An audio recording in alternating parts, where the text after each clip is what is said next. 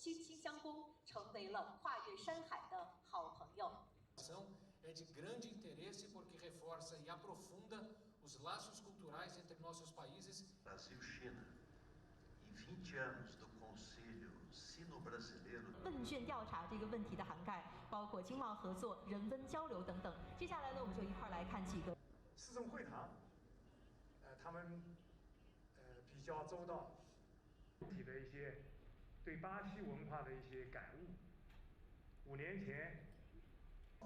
do ex-presidente da República, que sabemos que essa troca de conteúdo vai ser estratégica para o sucesso dos nossos objetivos.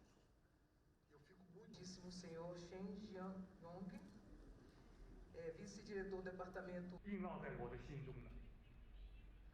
今天上午看到巴西。Eu agradeço a sua saúde e eu tenho certeza que não há coincidências.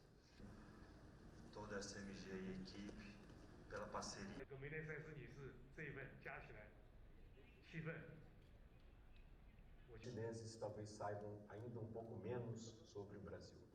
E essa é uma lacuna que nós precisamos preencher, porque essa é melhor as realidades em que cada de nós vivemos, as realidades de nossos respectivos países. 习近平喜欢的典故，精心选习近平主席治国理政智慧，走进中华文化和中国精神。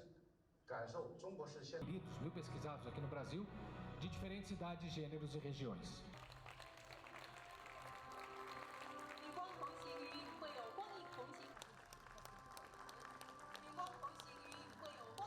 A senhora Eli também preparou um presente, que é um artigo original. 中国的文章，这是报纸的原稿。